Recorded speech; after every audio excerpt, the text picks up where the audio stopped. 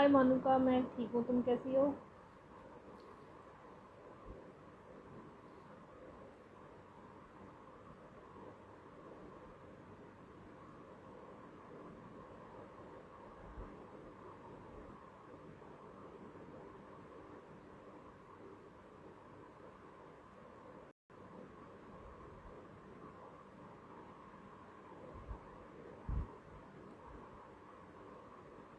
Dogra. Volume clear नहीं है क्या मेरी? अभिषेक।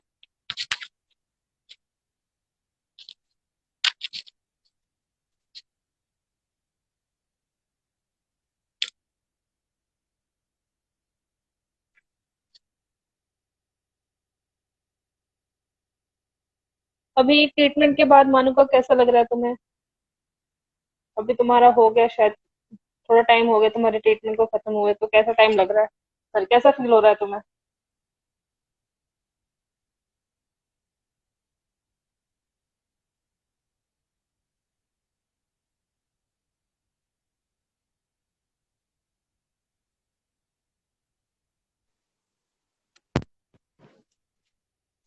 अभी साउंड आ रही है आपको?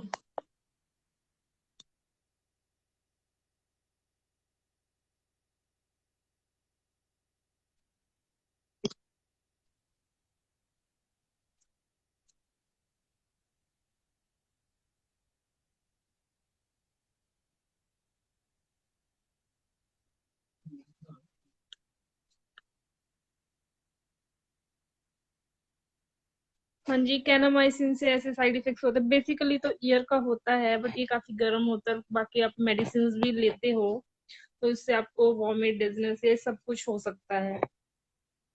So quite normal. आप इंजेक्शन ले रहे हो और मेडिसिन खा रहे हो, ये बहुत ही कॉमन सिम्टम है।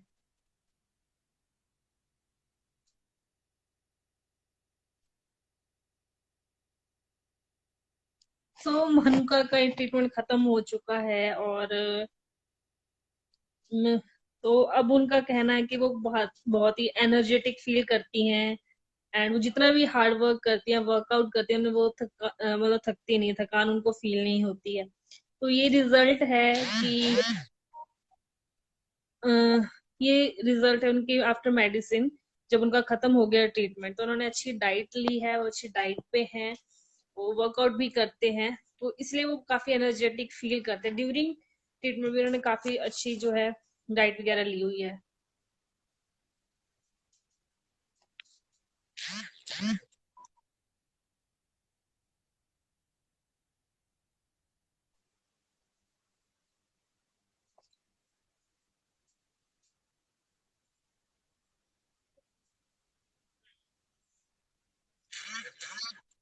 दुर्गा। सो हाँ जी, दुर्गा 616 दुर्गा। ओके, आपका 5th डे है मेडिकेशन का और 4th डे तक वोमिट हुई है। सो वोमिट जो है बहुत ही कॉमन सिम्टम्स है। जब भी आप मेडिसिन स्टार्ट करते हैं, कहीं वो महीना दो रहती है, या डिपेंड करता है, पर्सन टू पर्सन डिपेंड करता है। जैसे मैंने ट्रीटमेंट लिया था तो स्टार्टिंग का हफ्ता डेढ़ दो तो मेरे को रेगुलर ही मतलब वॉमिट हुई थी।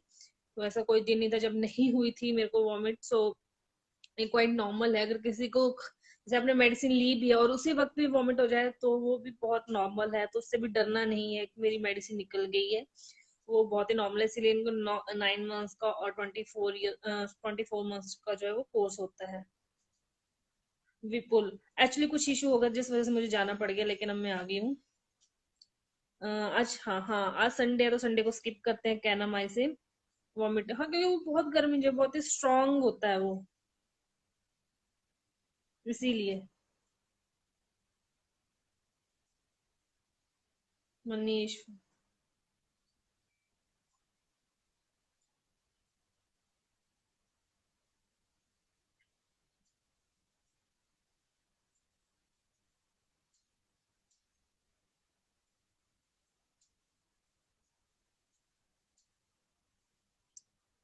हाय मनीष। ये अभी हमारे साथ दुर्गा जुड़ गई हैं। अभी डॉक्टर को आने को शायद टाइम लगेगा, तो अंजना ने अभी हमसे क्वेश्चन पूछा था। हाय दुर्गा। आप ऑडिबल नहीं हो, चले गए वापस।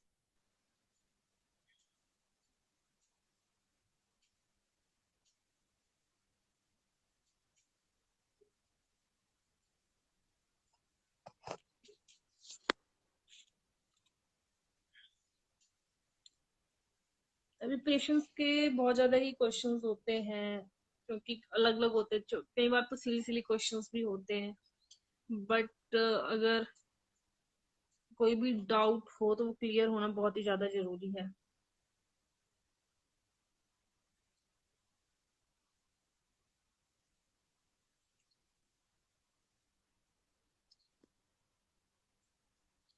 रोहित गुप्ता, हाय, इसके बारे में कुछ बताओ जी।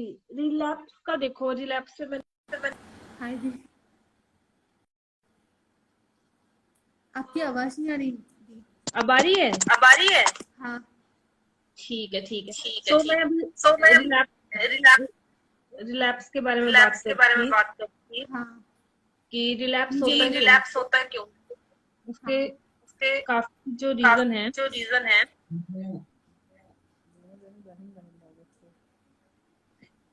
Hello, hello. हाँ हाँ मैम। हाँ दी। एक एक क्या मेरी सेकंड, ना क्या आवाज मेरी ना इको कर आवाज रही है। तो कर रही जी, मतलब कि ट्रीटमेंट के टाइम पे सो मुझे रोना बहुत आता है, बहुत डर लगता है।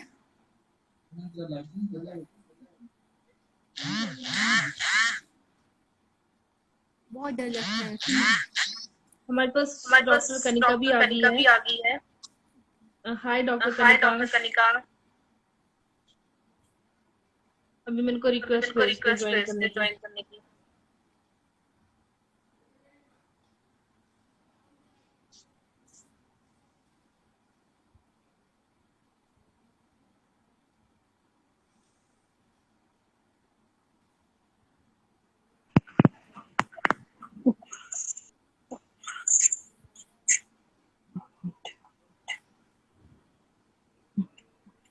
है है विजिटर, विजिटा।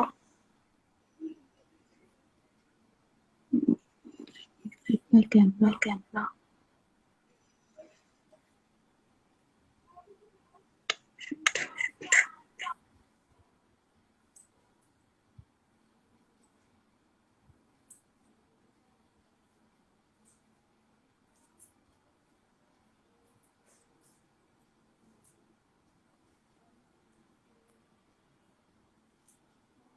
जी आवाज नहीं आ रही।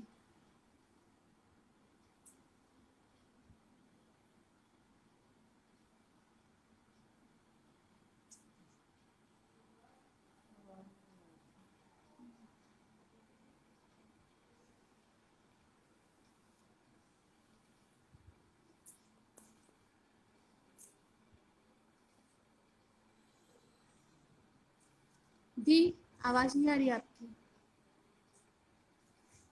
कुछ आवाज नहीं आ रही है।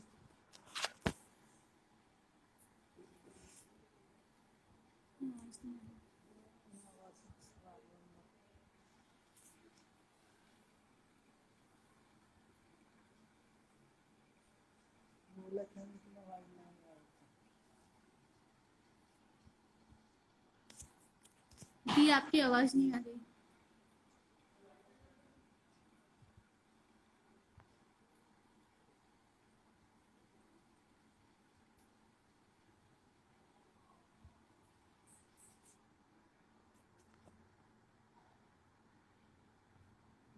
Hello, hello. अब आ रही है? अब आ रही है?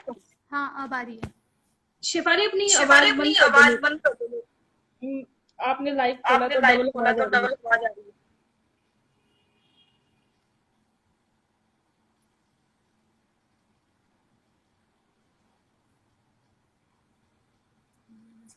ठीक है। ठीक है।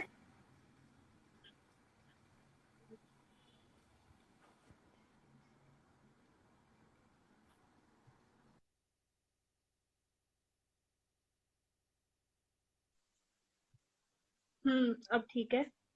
अब मैं आंसर देती हूँ। फर्स्ट है, रिलैप्स के बारे में मुझसे पूछा था। Hey Vidita, please you can help me. How can I switch my front camera so that I can see you? I have no option here, please. Sorry, आप फ्रंट कैमरा ऑन कर लीजिए Kanika.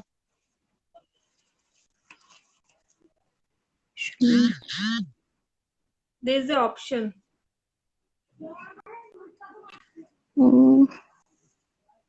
Actually, ma'am, I नीचे can't. Option होगा आपके, आप screen के बिल्कुल नीचे ऑप्शन होगा. From where we can add a comment. Right? Ma'am, where we can add a comment. There is an option. I can't see any option to flip the camera on Instagram actually. There is an option. There is an option of front camera. You can see it here. One is mute, video and reverse. That one. नीचे देखिए, बिल्कुल screen के नीचे.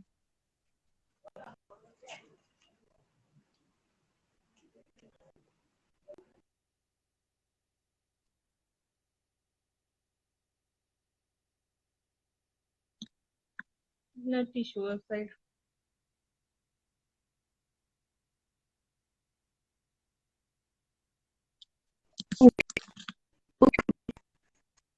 How's you?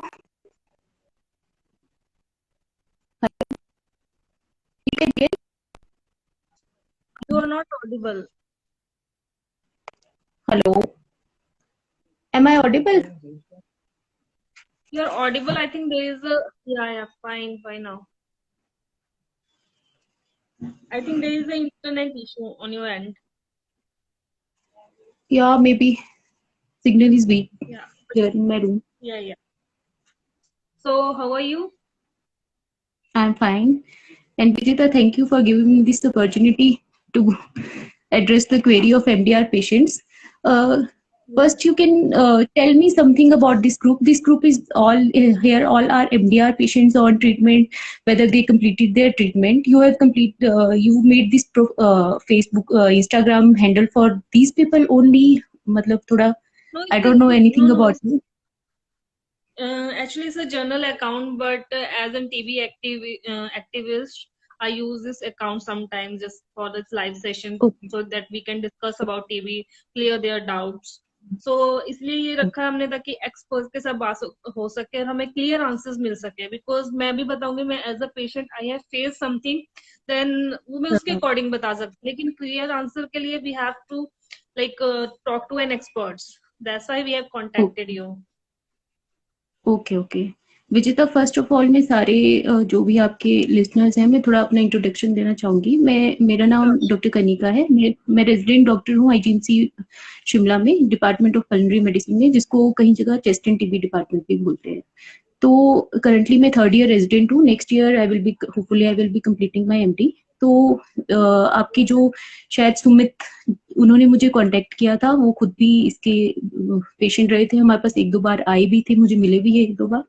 तो मैं पहले थोड़ा MDR patients के लिए थोड़ा सा, आप क्या चाहते हैं, मैं क्वेरीज एड्रेस करूं या थोड़ा सा बताऊं उनको? क्या आप कैसे चाहेंगे, कैसे कर लेते? आप बता दो थोड़ा सा, फिर हम जो भी क्वेरीज हैं, मेरे पास भी कुछ क्वेरीज हैं, कुछ कमेंट्स में भी आ रही हैं, तो फिर हम उनको एड्रेस करते हैं. ठीक है. विजेता, जैसे एमडीआर का आप खुद भी पेशेंट रहे हैं, पहले तो मैं थोड़ा सा लोगों को ब्रीफ रिव्यू देती हूँ. आप खुद भी, आप पेशेंट से बहुत सारी उनके मन में डाउट्स होंगे, वो कुछ जो मैं बताऊंगी कुछ चीजें उनसे भी क्लियर हो जाएंगी, क्योंकि आपने मुझे जो मैसेज ड्रॉप किए थे ये वो सब मैं बीच बीच में कवर करूंगी. जैसे अब एमडीआर का एक इस टाइम जो है एक बहुत बड़ी प्रॉब्लम है ये, क्योंकि टीबी, इंडिया तो वैसे ही टीबी का बहुत ज्यादा यहाँ हाई इंसिडेंस है. इंडिया, चाइना, अफ्रीका 2-3 कंट्रीज है जिनको काफी हाई इंसिडेंस है टीबी का. और एमडीआर टीबी उसके बाद एक और प्रॉब्लम आ गया है, क्योंकि एमडीआर टीबी का अभी जो एक रिसेंट सर्वे हुआ था उसके मुताबिक जो है, अभी जो करंट इंडिया में एक्टिव केसेस हैं 1,29,000 के आसपास एमडीआर पेशेंट हैं. लास्ट जो सर्वे था 2018 में जो आया था उसमें कुछ 1,35,000 थे, और मे भी इससे ज्यादा भी पेशेंट हो सकते हैं, क्योंकि बहुत सारे पेशेंट तो अनडायग्नोज्ड ही रह जाते हैं. तो ये एक जो है एक टाइप से कंस्ट्रेंट है हमारी गवर्नमेंट के ऊपर भी, पीपल जो इसके साथ मतलब कैरी ऑन कर रहे हैं उनके फैमिलीज के ऊपर भी. अब आप जो एक पेशेंट एमडीआर का होता है और उसकी ट्रीटमेंट के लिए गवर्नमेंट को on an average 18 to 20 lakh rupees जो है वो स्पेंड होते हैं एक पेशेंट के ऊपर। तो आप खुद से देखिए 1,29,000 एक्टिव पेशेंट्स हमारे पास इस टाइम है, तो वो एक क्या फाइनेंशियल कॉस्ट जो है हमारी गवर्नमेंट के ऊपर है। फिर बहुत सारे पेशेंट्स के मन में ये भी होगा कि एमडीआर क्यों हुआ, हम ही क्यों एमडीआर बने, इसके लिए क्या मतलब बहुत सारे लोग तो मुझे लगता है इससे डिप्रेशन में भी चले जाते हैं कि हमारे साथ ही ऐसा क्यों हुआ। अब इसमें आप देखना, आपके यहाँ जितने भी लिसनर्स हैं जो एक्टिव मतलब एमडीआर की ट्रीटमेंट ले रहे हैं, उनमें से बहुत सारे पेशेंट ऐसे भी होंगे जो प्रीवियसली ट्रीटेड होंगे, जिन्होंने पहले भी टीबी की ट्रीटमेंट ली होगी। वो मे भी हो सकता है एमडीआर ना हो, सेंसिटिव टीबी के लिए ली हो, 2 साल पहले एमडीआर नहीं सेंसिटिव टीबी के लिए 2 बार हमने ट्रीटमेंट खाई थी, या कहीं हो सकता है बीच में मैंने छोड़ दी, डिफॉल्टर रहे हो, या कई पेशेंट ऐसे भी हैं बेचारे जिनका कोई रिस्क फैक्टर नहीं था, उन्होंने ट्रीटमेंट भी पूरा किया था, फिर भी वो एमडीआर बन गए। और भी कुछ पेशेंट के एंड पे भी प्रॉब्लम्स होती है, जैसे कुछ पेशेंट माल नरिशमेंट इसके लिए बहुत बड़ा रिस्क फैक्टर है। इंडिया जैसी कंट्री में माल नरिशमेंट इसमें सबसे बड़ा इंपॉर्टेंट फैक्टर है। जिनका बीएमआई लेस देन 18 होता है वो अपने आप से एक टीबी के लिए प्रोन हो जाते हैं। दूसरा, जैसे अल्कोहल डिपेंडेंस है या स्मोकर है पेशेंट, तो ये सब भी रिस्क फैक्टर रहते हैं। अनकंट्रोल्ड डायबिटीज, वो भी एक रिस्क फैक्टर है। बहुत सारे पेशेंट जब हमारे पास टीबी के डायग्नोज होते हैं, उनका शुगर लेवल भी बहुत ज्यादा डिरेंज होते हैं, ये सब पेशेंट की इम्यूनिटी घटा देते हैं। या और पेशेंट जो जैसे क्रॉनिकली इल है, या कोई ट्रांसप्लांट वाले पेशेंट है, किडनी ट्रांसप्लांट हुआ है, उसके लिए उनको स्टेरॉइड चल रहे हैं बहुत लंबे टाइम से, या कोई पेशेंट्स और भी कई तरह के पेशेंट है, कोई रूमेटाइड अर्थराइटिस के पेशेंट है जो अपनी पेन रिलीफ के लिए स्टेरॉइड ले रहे हैं, ऐसे ही कहीं क्वैक से मेडिसिन ले रहे हैं, वो सब अपने आप में टीबी के लिए उनकी जो है ससेप्टेबिलिटी वैसे ही बढ़ जाती है। अब एमडीआर के लिए जो रिस्क फैक्टर है, जो अब तक मतलब हम बहुत सारी स्टडीज में भी आए हैं, वो ज्यादातर एक तो previously treated MDR, previously treated TB, ठीक है, जो पहले 1-2 बार आप मान लो 2-4 साल पहले उन्होंने टीबी की ट्रीटमेंट ली है, वो एक रिस्क फैक्टर हो जाएगा। दूसरा, उसमें भी फिर क्या, जैसे पेशेंट ने बीच में दवाई छोड़ दी थी, या इंटरमिटेंट खा रहा था, कभी 2 दिन खा रहा था, कभी 1 दिन खा रहा था अपनी मर्जी से, या बीच में बहुत सारे पेशेंट, अब हिमाचल जैसी स्टेट जो है, जो जिसमें बहुत सारे एरिया, आपको पता है कितने रिमोट एरियाज है, बहुत ही फार फ्लंग एरियाज है, जहाँ पेशेंट को अगर कोई इसमें बीच में कुछ प्रॉब्लम भी आती है, बहुत सारे पेशेंट को आता है ट्रीटमेंट के दौरान एटीटी इंड्यूस्ड हेपेटाइटिस भी हो जाता है, या कुछ और प्रॉब्लम्स आने लगती हैं उनको, कोई सुसाइडल, कोई उस तरह से मतलब काइंड ऑफ डिप्रेसिव सिम्टम आने लगते हैं, सुसाइडल थॉट्स भी आने लगते हैं, वो फिर क्या करते हैं, ट्रीटमेंट अपनी छोड़ देते हैं। उनको कोई प्रॉपर गाइडेंस तो मिलता नहीं है। बहुत सारे पेशेंट तो चलो अब आ भी रहे हैं, अवेयरनेस भी हो गई है, क्योंकि जैसे ही प्रोग्राम इसमें अब बहुत सारे आए भी हैं कि हमें एंड टीबी स्ट्रेटेजी आ गई है WHO की, 2050 तक तो हमने खत्म ही करनी है, 2025 तक हमने इंडिया में खत्म करनी है, 35 तक के, ये सब अलग अलग गोल सेट किए हैं। तो उस वजह से अभी काफी इस फील्ड में काम भी हो रहा है, पर फिर भी एमडीआर टीबी तो एक है अपने आप से। और ऊपर से बेचारे पेशेंट जो इतना, आप सोचो 18 मंथ्स का ट्रीटमेंट है ना, 18 to 20 मंथ्स का ट्रीटमेंट, वो अपने आप से एक सफरिंग है पेशेंट के लिए। और उसके दौरान जो उनको एडवर्स ड्रग्स इवेंट्स आते हैं बीच बीच में, और उनके मन में जो आती हैं, वो सब तो अलग ही है अपने में। तो ये थोड़ा सा मैं ब्रीफ रिव्यू दे रही हूँ, बाकी आप कुछ पूछना चाहते हो वैसे बताओ, मैं बीच बीच में बताती रहती हूँ। हाँ जी, हाँ जी। आपको कुछ आना शुरू हो गई थी, हम वेट कर रहे थे आपका, तो क्वेरीज आना शुरू हो गई थी, तो मैं आपको बताती हूँ। तो फर्स्ट तो रिलैप्स के बारे में बता दो, जो आपने अभी बताया ही है, बट उसमें से आपने फैक्टर्स बताए हैं, तो बताना स्टार्ट कर दो कि रिलैप्स जो मतलब ना हो, तो उस चीज के लिए क्या क्या कर सकता है पर्सन। मैम रिलैप्स के लिए तो यही रहेगा मेन, एक तो अपनी ट्रीटमेंट अच्छे से ले, दोबारा बीच में कोशिश करें कि अगर इन केस बीच में कुछ ऐसे आता भी है, कई बार हमें भी ट्रीटमेंट स्टॉप करनी पड़ती है, मे बी पेशेंट को कुछ ऐसे एडवर्स इवेंट्स ही बहुत ज्यादा आ रहे हैं, उनकी वजह से हमें टेम्परेली स्टॉप करनी पड़ती है, फिर हम दोबारा स्टार्ट करते हैं। तो ट्रीटमेंट अपनी अच्छे से एडेयर करना, एडहेरेंस टू ट्रीटमेंट इसमें सबसे बड़ा इंपॉर्टेंट है। दूसरा, अपनी डाइट का अच्छे से ध्यान रखें, इसमें डाइट का बहुत बड़ा रोल है, ठीक है। पेशेंट्स के लिए, अब मैं सारे पेशेंट्स के लिए ये तो नहीं बोल सकती कि तुम बहुत ही ड्राई फ्रूट्स या ये कुछ महंगी महंगी खाने कर दो चीजें। अब मैं तो जो आम पब्लिक के लिए, जैसे तुम सोयाबीन, अंडे, एग्स वगैरह ले सकते हो, गुड़ चना ले सकते हो, जो इजीली असेसिबल हैं, किसी के पॉकेट पे भी ज्यादा वो नहीं करते, वो अपनी मतलब एक तो डाइट का अच्छे से ध्यान रखो। तीसरी मैम, फैमिली सपोर्ट इसमें बहुत ज्यादा इंपॉर्टेंट है। मेरे हिसाब से पेशेंट को फैमिली सपोर्ट के बिना इस ट्रीटमेंट को नहीं पूरा कर सकता है। पेशेंट जो कोई अपनी जॉब के बिना, या जॉब के मतलब जॉब के कारण, या करियर इश्यूज पे, या पढ़ाई की वजह से कोई हॉस्टल्स में रह रहे हैं, या कोई अलग रह रहे हैं, उनके लिए एक इशू है, और उनको शायद में भी अगर वो अपनी फैमिली सपोर्ट या अपना कुछ टाइम मतलब वो करके इस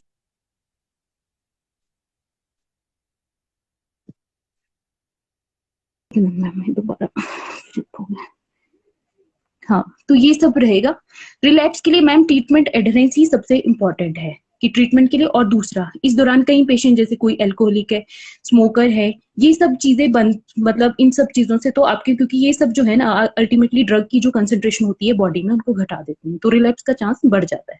तो ये इन सब चीजों से भी मतलब ये तो एब्स्टिनेंस रखना ही पड़ेगा, ये तो दूर, जो भी बुरी आदतें हैं उनको भी छोड़ना पड़ेगा। तो ये सब रिलैप्स के लिए ये इंपॉर्टेंट फैक्टर रहेंगे कि प्रिवेंट कर सके। बाकी तो मैम कुछ बाई चांस कुछ पेशेंट में सब कुछ होते हुए भी रिलैप्स हो जाता है, वो अनफॉर्चुनेटली रहेगा, वो हम बता नहीं सकते। कुछ पेशेंट का ये भी होता है कि वो ड्रग्स भी सब कुछ टाइम से लेते हैं, सब कुछ प्रॉपर करते हैं, फिर भी रिलैप्स हो जाता है। उन पेशेंट में देखा गया है कि उनकी बॉडी में जो थेरापेटिक लेवल होता है ना ड्रग्स का, कई बार प्रॉपरली अटेन नहीं हो पाता। उनके लिए आइडली फिर एक थेरापेटिक ड्रग मॉनिटरिंग करते हैं, टेस्टिंग, जो अब यहाँ तो चेन्नई में ही अवेलेबल है, वो इंडिया में चेन्नई में होती है ज्यादा, मे बी चंडीगढ़ में पीजीआई या कुछ बड़े सेंटर्स में अवेलेबल हो, या शिमला से तो हम मोस्टली, एक बार हमने चेन्नई सैंपल भेजा था, उसमें कुछ पेशेंट्स में बाय डिफॉल्ट ही ऐसा रहता है कि वो दवाइयां भी पूरी लेते हैं फिर भी बॉडी में वो सफिशिएंट लेवल नहीं आ पाता ड्रग्स का। तो उन पेशेंट्स के लिए फिर हमें डोजेस मॉडिफाई करनी पड़ती हैं, उनको मे बी डोजेस जितनी उनके वेट बैंड के मुताबिक होती है मे बी उससे भी हायर देनी पड़े, ताकि वो एक प्रॉपर लेवल जो है अटेन हो सके बॉडी में। तो ये सब रिलैप्स के लिए रहेंगी चीजें। बाकी साइड इफेक्ट का जहाँ पार्ट है, आपने मुझे क्वेश्चंस भी कुछ भेजे थे कि ये लोग बोल रहे हैं, पेशेंट्स को क्वेरीज हैं कि बहुत सारे पेशेंट बोलते हैं कि हमारे चेहरे पे वो हो गई, हाइपर पिगमेंटेशन हो गई, पहले में थी गोरे चिट्टे दिखते थे, अब तो यहाँ सब लाल हो गए, ब्राउन से दिखने लगे। तो ये तो एक्चुअली इसमें कुछ ड्रग्स हैं, उनकी साइड इफेक्ट हैं। अब पर हमें एक वो होता है ना कि एक रिस्क और बेनिफिट एनालिसिस को देखते हुए वो सब करना पड़ेगा कि ड्रग को हम स्टॉप नहीं कर सकते। अब ये हाइपर पिगमेंटेशन जो फेस पे आती है, ये मोस्टली क्लोफेजमिन करके एक दवाई है इसके रेजिम में जो होती है, तो उस वजह से होती है। पर ये जो है मोस्टली रिवर्सिबल है। पर इस ड्रग में मोस्टली ये होता है कि इसका हाफ लाइफ बहुत ही ज्यादा है। ये जैसे अब आपकी ट्रीटमेंट स्टार्ट भी होगी, उसके बाद भी आपकी बॉडी में कुछ कुछ कंसेंट्रेशन में अराउंड 60 to 70 डेज तक रहेगी। तो वो फिर विद इन 2-3-4 मंथ्स के टाइम में वो धीरे धीरे क्लियर होती जाएगी, हो जानी चाहिए। और बाकी जो है और भी तरह के एडवर्स इवेंट्स, कुछ पेशेंट्स बोलते हैं कि हमें थोड़ा इसके बाद थायराइड नहीं था, थायराइड की प्रॉब्लम, हम पहले तो थायराइड पेशेंट नहीं थे, तो ये इसमें भी एक इथोनामाइड करके एक ड्रग है, पास करके एक ड्रग है, ये सब थायराइड की प्रॉब्लम करती है। पर ये जो है ना, ये ऐसा नहीं है जैसे ही ड्रग बंद होगी ये थायराइड की प्रॉब्लम वापस सेटल डाउन हो जाएगी। पर इस दौरान जो है आपको अपने हर मंथली TSH लेवल कराने होंगे। इनिशियल 6 मंथ तक तो रिकमेंडेबल है हर पेशेंट को। उसके बाद भी अगर कोई पेशेंट को लग रहा है मेरा वेट बढ़ रहा है, या फिर मुझे जैसे ठंड ज्यादा लगती है, या मुझे बहुत ही सुस्ती रह रही है, हाइपोथायराइडिज्म के सिम्टम आ रहे हैं, तो भी 6 मंथ के बाद भी उसको TSH लेवल अपने हर मंथ करा लेनी चाहिए। तो इस दौरान जो है उसको ऐसे दवाई बंद करने की रिकमेंडेशन नहीं है। मे बी बाहर से हम लिवोथेरेक्स जो है टेबलेट देके उसको सप्लीमेंट कर सकते हैं। तो जब ये आपका रिजिम होगा तो ये अपने आप ऑटोमेटिक विद इन 2-3 मंथ आपके TSH लेवल्स जो है नॉर्मली आ जाएंगे। ये सब तो मैम रिवर्सिबल चीजें हैं। जो इरिवर्सिबल हैं, जो थोड़े मतलब वरीसम है कि उसकी वजह से पेशेंट को हो सकता है लाइफ लॉन्ग ही कोई प्रॉब्लम हो जाए, वो एक है। एक तो पेशेंट बहुत सारे बोलते हैं कि हमें हाथों पैरों में सुन्नगी आने लगी, इसके बाद ऐसे लगा झंझनाहट सी आ रही है हाथों पैरों में, है ना। कई बोलते हैं कि हमें ऐसे लगने लगा कि बर्निंग सेंसेशन आ रही है, पैरों में जलन हो रही है, या ऐसे लग रहा है कीड़ियां रेंग रही है, न्यूरोपैथी जिसको हम बोलते हैं। तो वो एक लिनेजुलिड मेन कल्प्रिट ड्रग मानी जाती है, इसमें लिनेजुलिड इंड्यूस न्यूरोपैथी हम बोलते हैं जिसको। तो वो लिनेजुलिड का बेसिकली ये रहता है कि अगर इस तरह की अगर आती है तो फर्स्ट स्टेप में हम तो ये करते हैं कि 600 से उसकी डोज 300 करके देखते हैं। अगर उसमें पेशेंट के सिम्टम ठीक हो जाते हैं और साथ में कुछ ड्रग्स जो इस न्यूरोपैथी को रिलीव करने के लिए डालते हैं, उससे पेशेंट अगर ठीक हो जाता है तब हम उसी डोज पे उनको कंटिन्यू करते हैं।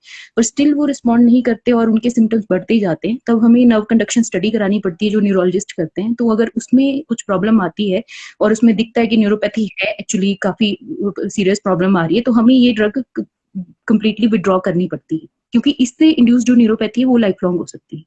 अब कुछ एक पेशेंट बोल रहे हैं कि हमारे कानों में भी वो आ रही है, कुछ रिंगिंग सेंसेशन आ रही है, कुछ सीटी की आवाज आ रही है।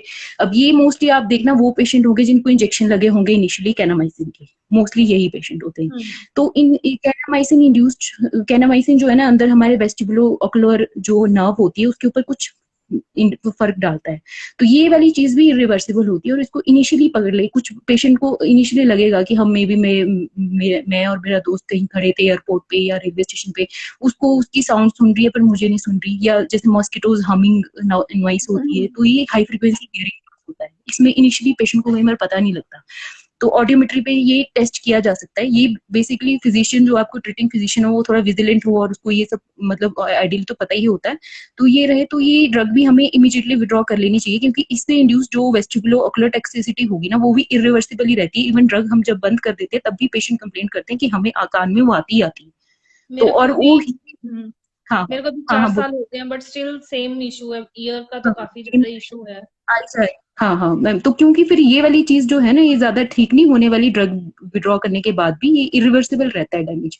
और ये फिर आपको अगर मे भी कई पेशेंट्स को तो हियरिंग लॉस ही हो जाता है, पेशेंट खुद तो बच जाता है पर कान चला, ठीक हाँ है, जो तो फिर उसके लिए फिर पेशेंट कॉकलियर इम्प्लांट ही उसके लिए फिर बचता है और जो उसका ठीक कर पाए। ये दो चीजें, एक ये मैंने बताया लिनेजुलेट इंड्यूस्ड न्यूरोपैथी, और एक जो ये अपना जो बता रही हूँ मैं आपको कैनामाइसिन इंड्यूस्ड वेस्टिबुलो ऑकुलो टॉक्सिसिटी, ये दोनों इरिवर्सिबल चीजें। बाकी जो चीजें जैसे थायराइड, हाइपोथायराइडिज्म होना, या कई पेशेंट बोलते हैं कि ये हाइपर पिगमेंटेशन हो गया, कई पेशेंट्स का बीच में ब्लड एचबी लेवल भी फॉल हो जाता है, ये सब चीजें रिवर्सिबल। तो जैसे जैसे इनको हम एक सपोर्टिव बाहर से सप्लीमेंट देके पेशेंट को थेरेपी पे चला सकते हैं। पर ये जो दो चीजें हैं, अगर ये होती हैं तो हमें फिर ड्रग्स विड्रॉ करनी पड़ती है और उनकी फिर रिप्लेसमेंट डालनी पड़ती है कोई। वो फिर रिप्लेसमेंट पेशेंट का कुछ हम वो लिक्विड कल्चर डीएसटी वगैरह देख के वो उसी बेसिस पे डिसाइड होती है। क्योंकि जब मेरा हुआ था मैंने डॉक्टर को बताया था कि ऐसा इशू आ रहा है, तो उस टाइम तो कोई आई थिंक कैनामाइसिन का सब्स्टिट्यूट भी नहीं था। आई थिंक उन्होंने कुछ दिया, उन्होंने कहा कि आपको तो लेना ही पड़ेगी। तो उस हाँ वजह हाँ से आई गेस कि अभी तक मतलब बहुत ज्यादा भी नहीं, बट आई थिंक काफी फर्क है। मतलब आवाज तो आती रहती है मुझे, जब मैं मतलब ऑब्जर्व करती हूँ ये कुछ होता है। बहुत शोर में मैं जा नहीं सकती हूँ कि बहुत ज्यादा शोर में होकर मेरे इस साइड वाला दर्द ना कान दर्द ही करने लग पड़ता है। तो ये इरिवर्सिबल तो है, बट किसी ने कमेंट किया था यूट्यूब पे कि उसका मतलब आफ्टर जब उसका ट्रीटमेंट खत्म हो गया तो ग्रेजुअली उसका हल्का हल्का ठीक होने लगा था। बट ये आई थिंक फिर तो मैम सबके ये डिपेंड। किसी का रिवर्स हो गया, पर ये बहुत लोगों में इरिवर्सिबल भी है, आप अपने हाँ आप पे देखो। बाकी ये हाँ कोई जी। थायराइड के बारे में बता रहा था, थायराइड के बारे में मैंने बता दिया अभी कि अगर वो इथोनामाइड और पास दो ड्रग्स हैं कल्प्रिट हमारे पास, ये है यही है, पर इनसे इतना मोस्टली मैंने इतना नहीं देखा कि ड्रग हमें विड्रॉ करनी पड़ी हो। टीएसएच लेवल्स अगर आपके हाई रहे हैं तो लिवोथैरेक्स आपको बाहर से सप्लीमेंट इंड्यूस कर सकते हैं, 12 मेरा भी माइक्रोग्राम 25। हाँ थायराइड का तो मेरा भी हुआ था एक्चुअली। मुझे उस टाइम जब मेरी मेडिसिन स्टार्ट हुई थी ना, तो थायराइड का पता ही नहीं था, ना डॉक्टर को पता था ना कुछ की मेडिसिन से इंड्यूस हो सकता है इथेनोमाइड से। फिर मैंने काफी रिसर्च पेपर्स पढ़े, तो उसमें मैंने एक लाइन पढ़ गई कि इथेनोमाइड जो थायराइड को करो। जब टेस्ट करवाया तो थायराइड बढ़ गया था। बट ये था कि जैसे मेरा ट्रीटमेंट खत्म हुआ तो विद इन मंथ ही वो नॉर्मल खुद ब खुद ही नॉर्मल हो गया था। तो ये तो हाँ, ये अपने आप रिवर्सिबल में ही है। रिवर्सिबल है चीज, हम्म यही मैं बोल रही थी। जो भी पेशेंट ट्रीटमेंट में है, वैसे तो आइडियली फिजिशियन को ही पता होता है, पर कई बार कई जगह चेस्ट फिजिशियन नहीं इतने अवेलेबल होते, तो जो भी पेशेंट है ट्रीटमेंट पे उनको 2-3 टेस्ट अपने हर मंथ कराने हैं, इनिशियली 6 मंथ तक। तो जैसे एक तो उनको अपना सीबीसी कराना है, थायराइड कराना है, वेट हर महीने देखना है कितना इंप्रूव हो रहा है उसके बाद। तो और आपको अपना आई एग्जामिनेशन भी हर मंथ कराना चाहिए, क्योंकि लिनेजुलेट जो ड्रग्स चल रही है इससे आईज पे भी डिफेक्ट पड़ता है। आईज वाले भी कुछ पेशेंट्स को लगता है कि हमें दिखने में कुछ दिक्कत आ रही है। दूसरा, अगर पेशेंट्स को कुछ ऐसे लग रहा है डिप्रेसिव सिम्टम आ रहे हैं या मे बी सुसाइडल टेंडेंसीज आ रही है, अंदर से ऐसे लग रहा है सुसाइडल थॉट की जिंदगी खत्म ही होगी, कुछ ऐसे भी आ रहा है, तो उनको भी साइकेट्रिक बेसिकली। तो जो भी ट्रीटमेंट पेशेंट एमडीआर की ट्रीटमेंट में जाएगा उसका पहले प्री ट्रीटमेंट इवेल्युएशन होता है एक अच्छे से, जिसमें हम पहले पूरे उनके ब्लड टेस्ट चेक करते हैं, कहीं एचबी बहुत कम तो नहीं है कि हम ऊपर से ऐसी ड्रग्स दे रहे हैं वो और इसको कम कर देंगे। तो पहले पेशेंट को थोड़ा हम बिल्डअप कर लेते हैं, प्री ट्रीटमेंट इवेल्यूशन जरूर। उसमें बेसिक एक साइकेट्रिक इवेल्यूशन भी पेशेंट का बहुत मस्ट है करना, कि उसको अंडरलाइन ही, कोई बहुत सारे पेशेंट होते हैं जिनको अंडरलाइन डिप्रेशन होता है जो नहीं पता होता, वो जब फिर एक साइकेट्रिस्ट इवेल्युएट करता है तब पता लगता है कोई अंडरलाइन डिप्रेशन तो नहीं है। आई एग्जामिनेशन, उनका फंडस एग्जामिनेशन किया जाता है। तीसरा, उनका एक ऑडियोमेट्री टेस्ट भी बहुत इंपॉर्टेंट है। मान लो अंडरलाइन पहले से ही कुछ उनकी प्रॉब्लम है सुनने में, ऊपर से तुम ऐसी ड्रग्स चला दो तो वो पेशेंट तो सबसे ज्यादा ससेप्टेबल है ये सब एडवर्स ड्रग इवेंट्स के लिए, ठीक है। उनके एलएफटीज आरएफटीज ये सब, क्योंकि आगे उनको एटीटी इंड्यूस्ड हेपेटाइटिस होने का भी खतरा रहता है, तो ये सब जो है पहले प्री ट्रीटमेंट इवेल्यूशन प्रॉपर होनी चाहिए, तभी हम मेडिकेशंस पे उनको स्टार्ट करते हैं। और फिर उनका monthly follow at least initial 6 month में बहुत जरूरी है। उसके बाद आपके अगर कल्चर्स नेगेटिव हो जाते हैं, अब ये भी कई आपने क्वेश्चन किसी का डाला था कि पेशेंट पूछ रहे हैं कि कौन से उस पे डेड बेसिलाई हमें पता लगेगा, सबसे अच्छा टेस्ट क्या है। देखो मैम, सबसे अच्छा जो टेस्ट है ना इनको फॉलो अप करने के लिए, वो कल्चर्स होते हैं। वो कल्चर्स हम 3rd मंथ ऑनवर्ड करते हैं। अब थर्ड मंथ ऑनवर्ड पेशेंट का एक कल्चर भेजा जाता है, फिर उसके बाद फोर्थ मंथ पे भी भेजते हैं। अगर इनका ऐसे फोर्थ मंथ का कल्चर अगर नेगेटिव हो गया है तो हम उनकी कुछ डोजेस कम कर देते हैं, लिनेजुलिट की डोज हम 600 से 300 कर देते हैं। और अगर फिफ्थ मंथ का, ऐसे तो आइडियली लिखा है फोर्थ और फिफ्थ मंथ का कल्चर नेगेटिव है, पर इनके कल्चर्स की रिपोर्ट आते हुए भी हमें बहुत टाइम लगता है, क्योंकि 42 डेज इतना मिनिमम कल्चर्स की रिपोर्ट में टाइम लगता है। तो हम एक कल्चर की रिपोर्ट पे भी रिलाई कर जाते हैं। और ये मैम अगर कल्चर्स मान लो नेगेटिव नहीं हुए, 6 मंथ तक भी नेगेटिव नहीं हुए, 6 मंथ के कल्चर की रिपोर्ट कहीं 8वें महीने में आएगी, तब हम पेशेंट को लेबल कर देते हैं कि ट्रीटमेंट फेल्ड है, इसके ऊपर असर नहीं हो रहा है दवाइयों का। तो उस पेशेंट को हमें है एक्सटेंडेड लिक्विड कल्चर डीएसटी करानी पड़ती है। हमें देखना पड़ता है कि कहीं उसको और चीजों की रेजिस्टेंस तो नहीं आ गई है। उसमें सब ड्रग्स की देखी जाती है, फिर उसका रिजीम उस हिसाब से चेंज हो सकता है। मे बी वो एमडीआर से एक्सडीआर बन गया हो, मे बी वो प्री एक्सडीआर बन गया हो, उसको फ्लोरोक्विनोलोन रेजिस्टेंस आ गई हो, वो सब हमें देखना पड़ता है। तो इसमें टेस्टिंग बहुत इंपॉर्टेंट है, और एक डेडिकेटेड डीआरटीबी सेंटर जिसमें जो अवेयर हो इन चीजों के बारे में कि ये टेस्टिंग हमें करनी, ये साइड इफेक्ट हो सकते हैं। और पेशेंट अब हमारे पास पहले आप देखना कन्वेंशनल रिजीम होता था इसके लिए, जो 24 मंथ्स का था, कन्वेंशनल रिजीम एमडीआरटीबी के लिए।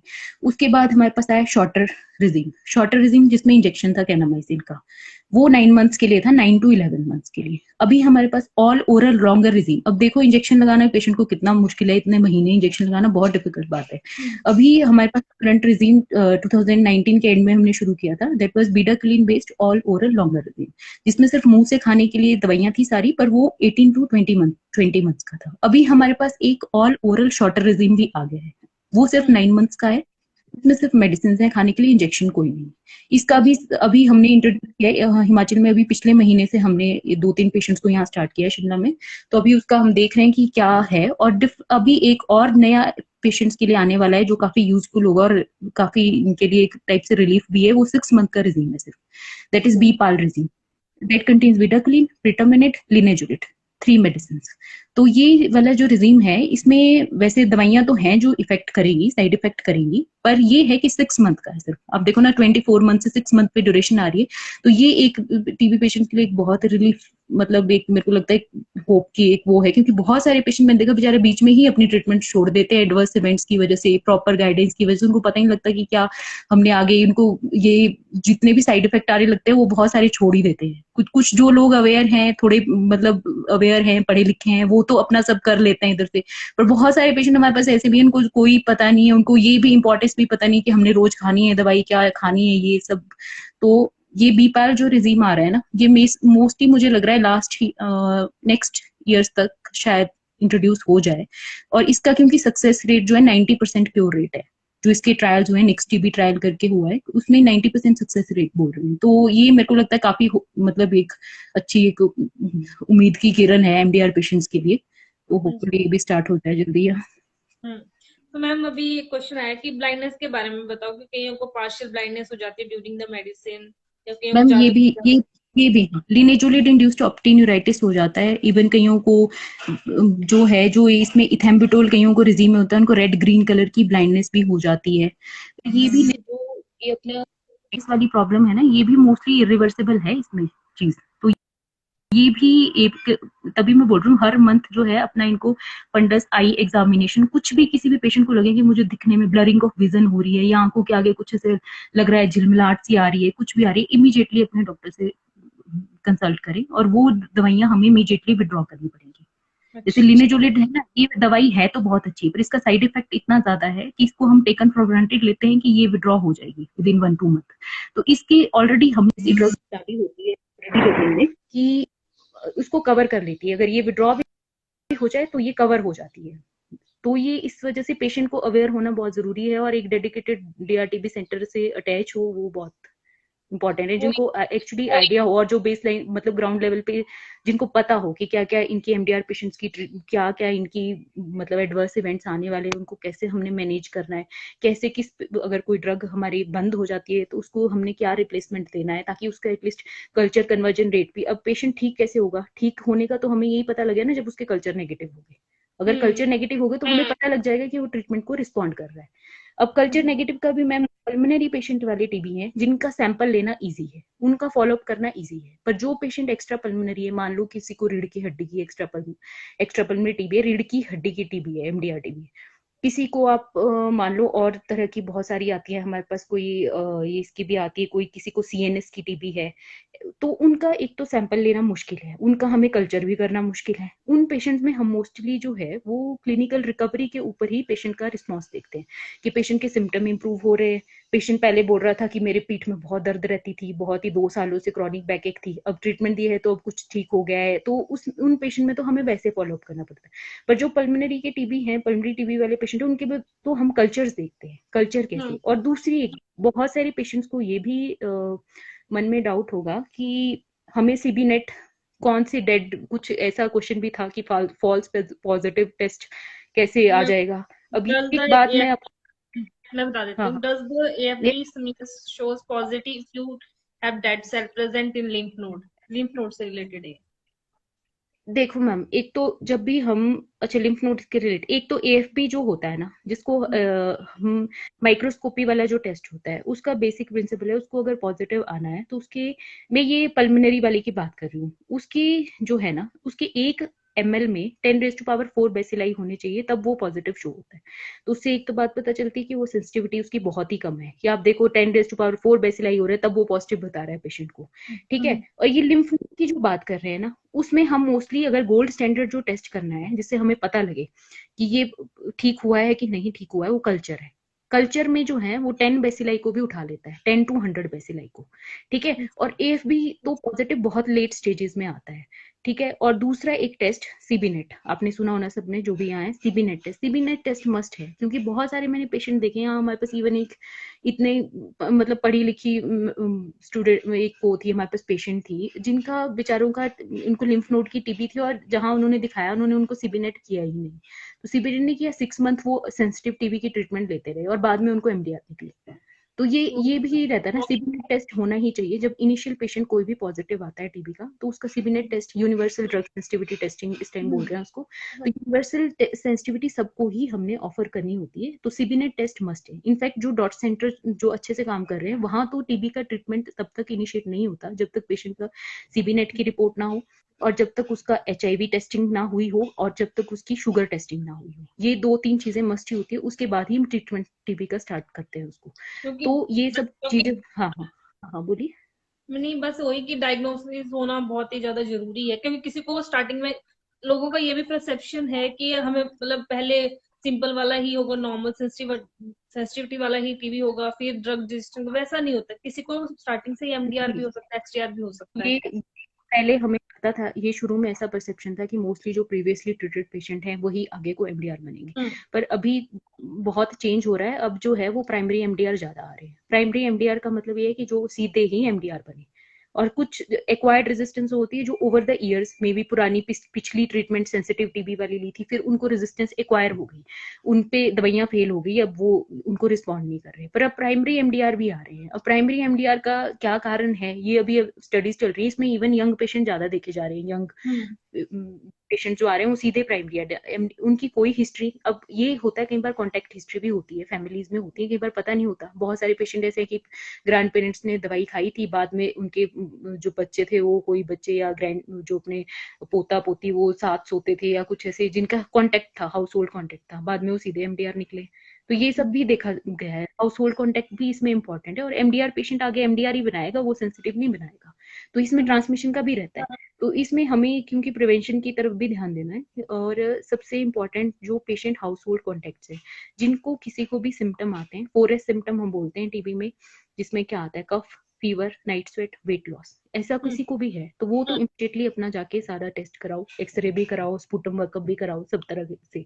इवन लेस देन 5 ईयर कोई बच्चा है जो हाउस होल्ड कॉन्टेक्ट, मान लो मदर पॉजिटिव निकलती है, एमडीआर ही निकलती है, बच्चा छोटा है, तो उसके तो सारा होना चाहिए। उनको तो इनफैक्ट हम जो है वो थेरेपेटिक प्रोफिलेक्सिस पे डाल देते हैं, तो वो सब पीडियाट्रिशियन से कंसल्टेशन जरूर होनी चाहिए उनकी, जो लेस देन 5 ईयर है, और हाउस होल्ड कॉन्टेक्ट्स की सबकी स्क्रीनिंग होनी चाहिए। चलो ठीक है, अनफॉर्चुनेट मतलब कोई आ गया ऐसा, पर अगर जो ठीक है, जिनको सिम्टम्स नहीं है, उनको भी प्रॉपर प्रिकॉशन रखनी पड़ेगी।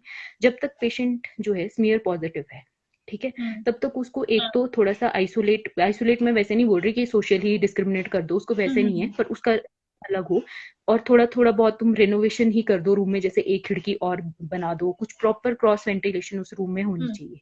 ठीक है। और दूसरा, तुमने जब भी उसको कफ एटिकेट्स वगैरह तो प्रॉपर बताने पड़ेंगे, क्योंकि टीबी क्या है, ये तो फैलती ड्रॉपलेट से है। ड्रॉपलेट जब पेशेंट कफ कर स्नीज करेगा तो वो सब सारे उसके ऑल अराउंड सराउंडिंग में रहेंगे। दूसरा, उसको एक मास्क जरूर पहना के रखें। पेशेंट को कौन सा मास्क पहनाना है और अटेंडेंट ने कौन सा मास्क पहनना है, ये भी इंपॉर्टेंट है। पेशेंट को हमेशा आप सोचें कि मैं उसको N95 लगा लूंगा ना, तो N95 इतना यूजफुल नहीं है पेशेंट के लिए। पेशेंट को पहनाना है सर्जिकल मास्क, क्योंकि सर्जिकल मास्क जो है ना, वो ड्रॉपलेट को फैलने से फैलाता है। मतलब पेशेंट को जो सोर्स ऑफ इन्फेक्शन है उसको सराउंडिंग में फैलने से बचाता है सर्जिकल मास्क। और जो दूसरा N95 आजकल कोविड में भी सारे लोग पहन रहे हैं, और वो वाला जो होता है वो सराउंडिंग से जो कंटेमिनेशन है उससे पेशेंट को, उससे जो भी पहनने वाला है उसको बचाता है। तो हमने जो पेशेंट है उसको हमेशा सर्जिकल मास्क पहना के रखना है, और जो अटेंडेंट है, जो भी उसके कांटेक्ट में आ रहा है, जो केयर गिवर है, वो बेटर है N95 पहने।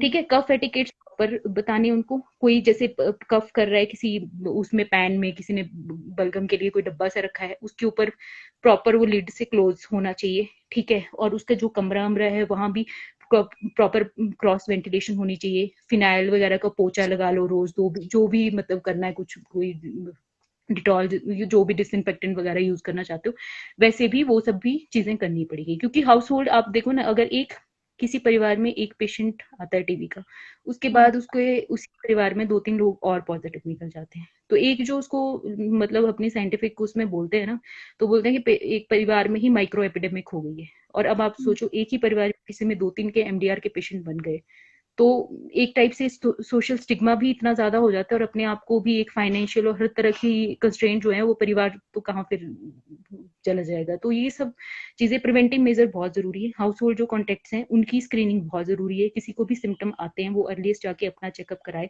और इनफैक्ट कोई भी पेशेंट निकलता है तो प्रॉपर पूरे फैमिली की ही स्क्रीनिंग होती है, आइडली होनी चाहिए। जिनको भी सिम्टम्स है उनका एक्सरे भी होना चाहिए, चेस्ट एक्सरे भी होना चाहिए, और स्पुटम जिनको भी मतलब है इस तरह से खांसी खुंसी कुछ भी तरह के हैं, उनका स्पुटम एग्जामिनेशन भी होना चाहिए। सो एक क्वेश्चन आया है कि जैसे ट्रीटमेंट खत्म हो जाता है तो लिम्फ नोड रहता है कि वो भी खत्म हो जाता है, क्योंकि एक पेशेंट है। नहीं, वैसे आइडियली तो लिम्फ नोड जो है रिग्रेस हो जाना चाहिए साइज के, पर अगर नहीं वो साइज रिग्रेस हो रहा तो उसमें एक तो इनसे ये पूछो, ये क्या MDR के लिए ले रहे थे ट्रीटमेंट या सेंसिटिव के लिए? MDR के लिए ले रहे थे। हाँ, अगर नहीं लिम्फ नोड रिग्रेस हो रहा तो उसका एक बार हमें कल्चर भेजना पड़ेगा, उसके LPAs भी दोबारा भेजने पड़ेंगे।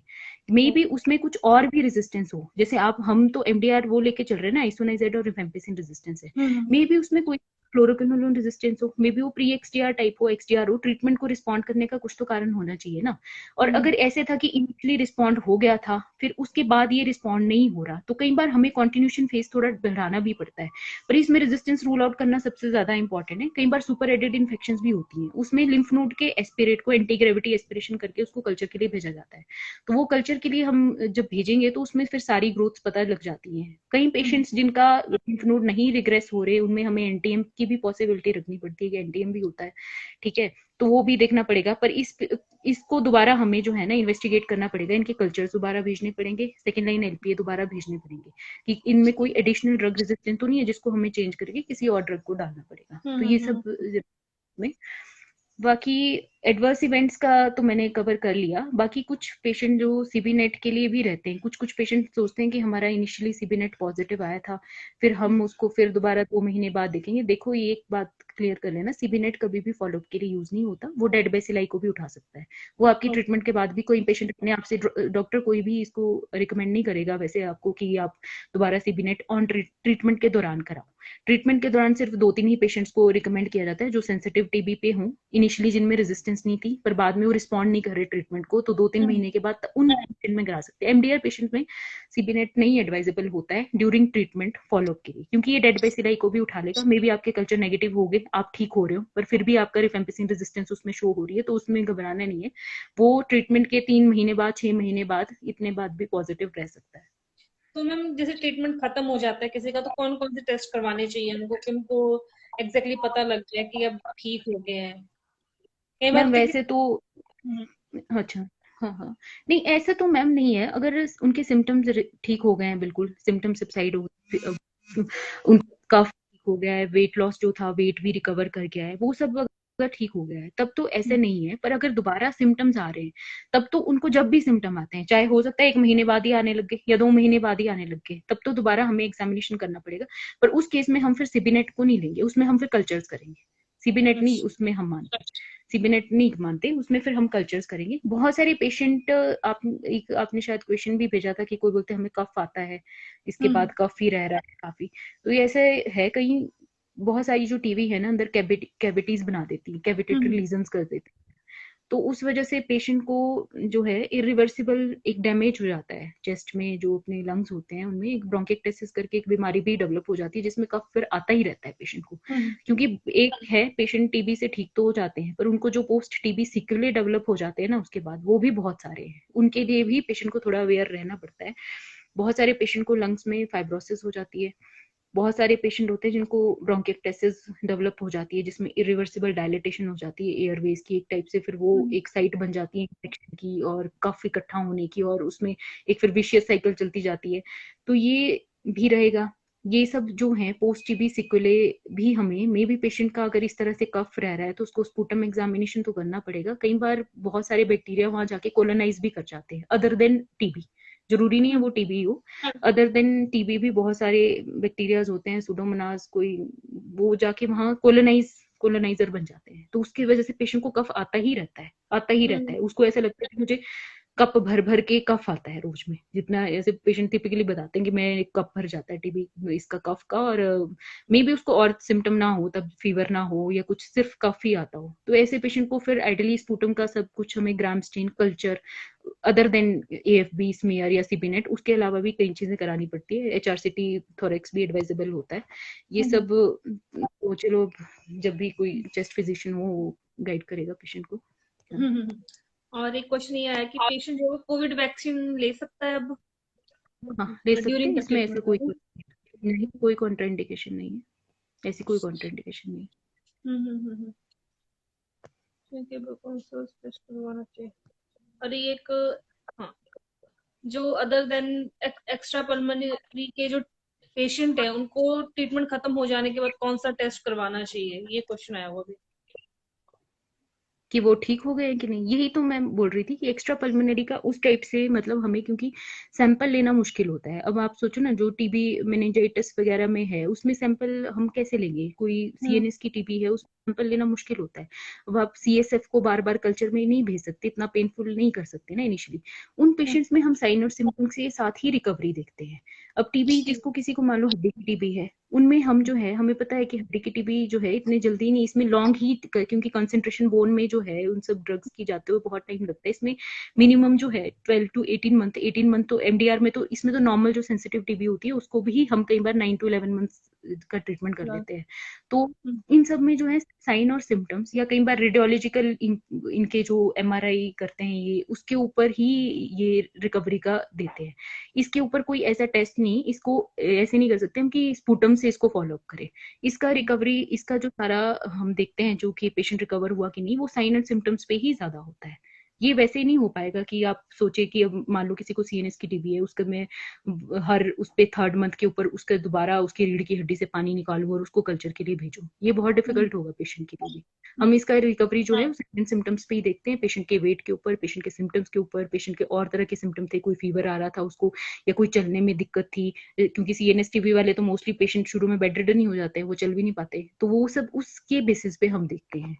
पल्मिनरी टीबी का प्रॉपर हम फॉलो कर सकते हैं, वो सारा फिर कल्चर से होता है, स्पूटम के सैंपल रेगुलर इंटरवल पे जाते हैं। उसके बाद तो अगर आपको ऐसे लगता है कि साइन एंड सिम्टम्स आपके ठीक हो गए हैं, और एक पर्टिकुलर, क्योंकि एक्स्ट्रा पल्मिनरी वाले जो होते हैं इसमें हम थोड़ा लंबा ही ट्रीटमेंट रखते हैं, 18 to 20 मंथ्स, जैसे मिनिमम इसमें 18 होता है, 20 होता है, उसमें 20 मंथ्स का ही ट्रीटमेंट दे देते हैं।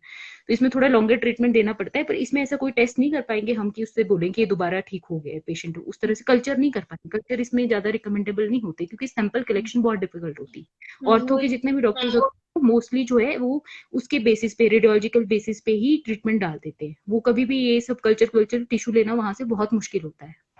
क्योंकि अभी इनका क्वेश्चन यही आया कि जो मैंने अभी लिम्फ नोड वाली बात की कि उनका कल्चर के लिए भेजा है, लास्ट मंथ है उनका कोर्स कंप्लीट करने के बाद कल्चर के लिए भेजा है। अब जो रिपोर्ट आने में टाइम लगेगा उसमें, तो फिर मतलब इन केस कोई आता है आगे, कोई रेजिस्टेंस आता है, मतलब दवाई में गैप हो तब जाएगा। नहीं, तब तक ट्रीटमेंट कंटिन्यू ही कर सकते हैं। उसको जो है ना कंटिन्यूशन फेज को बढ़ा सकते हैं, ऐसा कुछ नहीं। लिम्फ नोड में हम कई बार बढ़ा देते हैं, टीबी का ट्रीटमेंट एक कंटिन्यू कर सकते हैं अगर लिम्फ नोड का साइज रिग्रेस नहीं हुआ है, जब तक कल्चर्स की रिपोर्ट नहीं आती। फिर कल्चर की अगर रिपोर्ट आती है तो उसके बेसिस पे हम मॉडिफाई कर सकते हैं उस पर क्या आता है।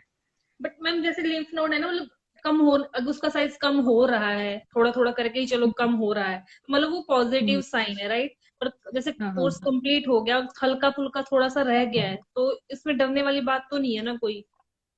हाँ, थोड़ा बहुत रह सकता है। बहुत सारे पेशेंट में कंप्लीटली भी रिग्रेस नहीं करते ये लिम्फ नोड, पर कई बार मैंने देखा है कि जो थोड़े से रह गए उनको दोबारा फिर वापस आ गई है टीबी। कई बार अच्छा अच्छा। उनको 6-8 मंथ के बाद दोबारा वापस। इसके बहुत सारे कारण होते हैं। एक, आपने हमेशा अपना ध्यान रखना कि वेट बैंड मुताबिक, बहुत सारे पेशेंट्स को हम इनिशियल किसी वेट बैंड पे डालते हैं। मान लो 39 to 45 kg का वो वेट बैंड होता है हमारे पास। कोर्स ऑफ ट्रीटमेंट के दौरान मान लो उनका पेशेंट का वेट बढ़ गया। बहुत सारे पेशेंट का ये भी मैंने देखा है कि कारण क्या है इन सब का, उनका वेट बढ़ गया और उनका वेट बैंड चला है पुराना ही। ठीक है, हम्म तो उन बॉडी के मुताबिक तो वो कॉन्सेंट्रेशन ड्रग में पहुंच नहीं पा रही है, उस वजह से वो बैक्टीरिया अच्छे से किल नहीं हो पा रहे हैं, क्योंकि वो हम्म एक प्रॉपर जो होता है कि मिनिमम इनहिबिटरी एमआईसी कंसेंट्रेशन होती हैं वो पहुंच नहीं पाती। तो ये सब भी थोड़ा सा ध्यान रखना पड़ेगा, क्योंकि इसमें बहुत सारे लैक, क्योंकि पेशेंट को ट्रीटमेंट खिलाने वाला पेशेंट का या तो मोस्टली तो ये होता है गाइडलाइंस में, तो ये है कि एक ट्रीटमेंट सपोर्टर होता है, एक कोई हम हम्म पेशेंट असाइन करते हैं उसके लिए कि तुम उसको ट्रीटमेंट दोगे, उसका प्रॉपर फॉलोअप में भी हेल्प करोगे।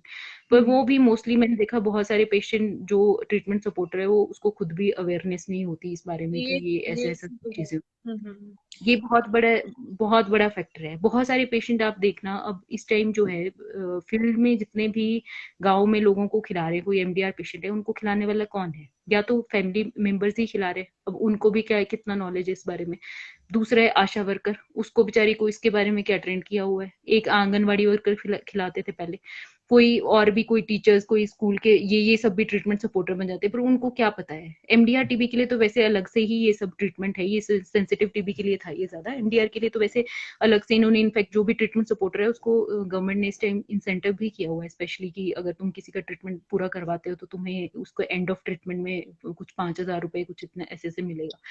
ठीक है, दूसरा एक 99 डॉट्स भी आ गया है पेशेंट को एडेयर करने के लिए, कि भाई तुम अपनी क्या हो गया।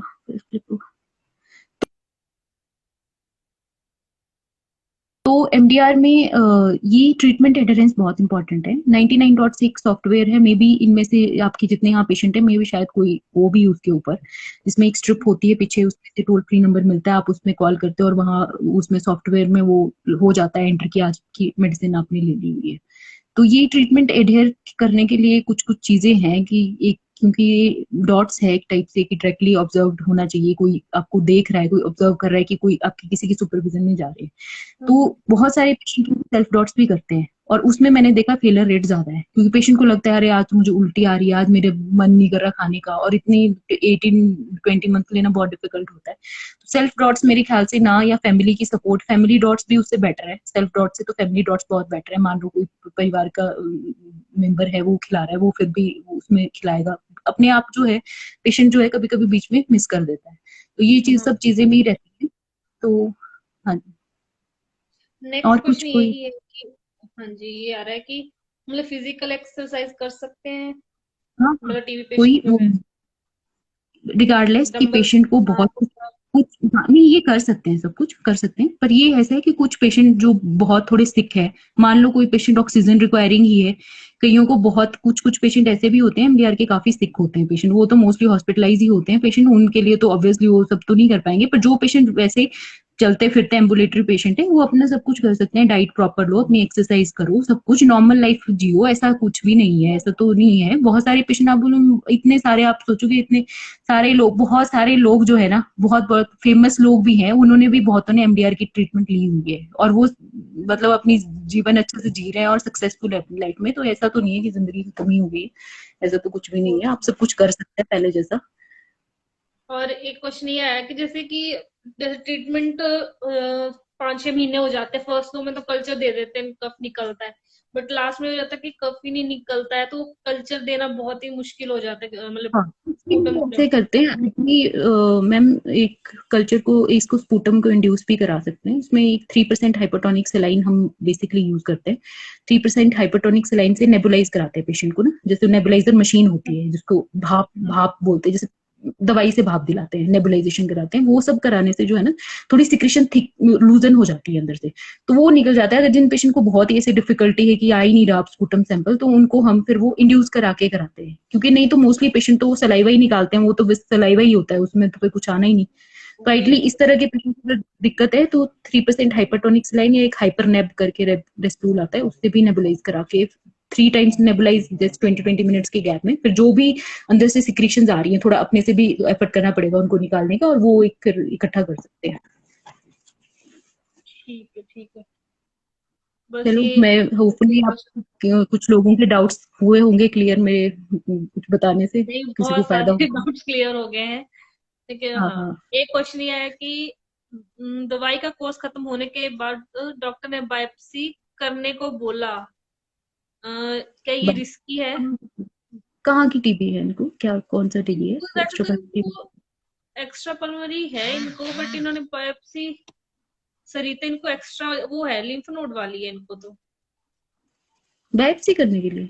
और वो तो लंग्स के लिए होती है, आई डोंट नो फिर क्या नहीं, रिक्वायरमेंट बायोप्सी तो लिम्फ नोड में भी हम करते हैं कई बार करते हैं। बायोप्सी, ऐसा नहीं है, हो सकता है वो कुछ और सोचते हैं, कई बार कुछ और भी इन्फेक्शन होती है लिम्फ नोड में भी, रिग्रेस ही ना करे, या वो बहुत ही हार्ड टेंडर मेटेड सा हो गया हो, हाँ, ठीक है, उस जैसे पहले मान लो कि थोड़ा सॉफ्ट था कंपैरेटिवली, अब बहुत ही हार्ड फिक्स्ड सा और उसका साइज बहुत ही बढ़ गया, तो फिर उसमें एक्सीजन बायोप्सी करनी पड़ती है कई बार। हाँ, ये तो वही जो वही है ट्रीटिंग जो फिजिशियन होता है उनको ज्यादा पता होता है, ऐसे तो नहीं। अब बिल्कुल ही टस से मस नहीं हुआ साइज उसका और करेक्टर भी चेंज हो गया, तो हमें उसकी फिर यही करनी पड़ती है, बायोप्सी करनी पड़ती है, लिम्फ नोड की भेजनी पड़ती है, एक्सीजन बायोप्सी करनी पड़ती है उस केस में। तो ये कह रहे हैं कि रिस्की है, मतलब ये चीज, क्योंकि उनका जो यही नहीं जो लिम्फ नोड का पूछ रहे थे वही सेम ही नहीं, पेशेंट है ये। रिस्की नहीं है, थोड़ा बहुत पेनफुल तो रहेगा, पर वो जैसे लोकल वो लगा देते हैं, लोकल इन्फिल्ट्रेशन कर देते हैं लिम्फ नोड के अराउंड लिग्नोगेन से, उससे भी सुन्न हो जाता है, थोड़ा बहुत तो पेनफुल रहेगा, वो ऐसा नहीं है, पर रिस्की नहीं है बिल्कुल भी।